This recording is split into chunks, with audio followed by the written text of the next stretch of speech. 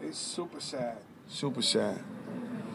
When you think about this issue and the kids just running around, and a lot of them are just kids, 14, 15, 16, 17, 18, shooting people, I mean, Well, what's your two lives are message, man? destroyed because obviously, I don't see them getting away with it, shooting somebody, that early with a million witnesses out there.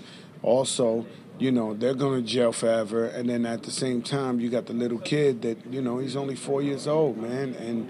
And it's the saddest thing. My thing is, there's always going to be an element of violence. I don't encourage it at all, but why would you go settle it in the middle of a basketball game where a bunch of little kids and ladies are at, and it's hard enough to, try to make it in life, that when you out there with your family, you know what I'm saying, having a little kid killed.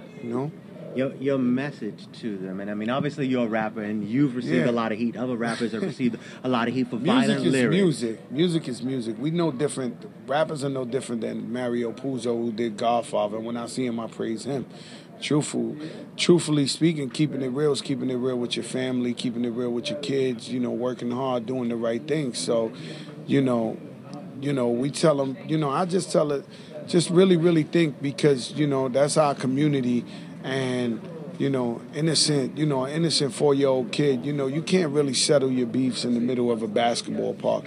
And it's happened last week in Cypress Avenue. It happened the other day in Brooklyn. So it's just sad, man. To just settle your beefs where for a fact some innocent little girl, little kid could be hit. If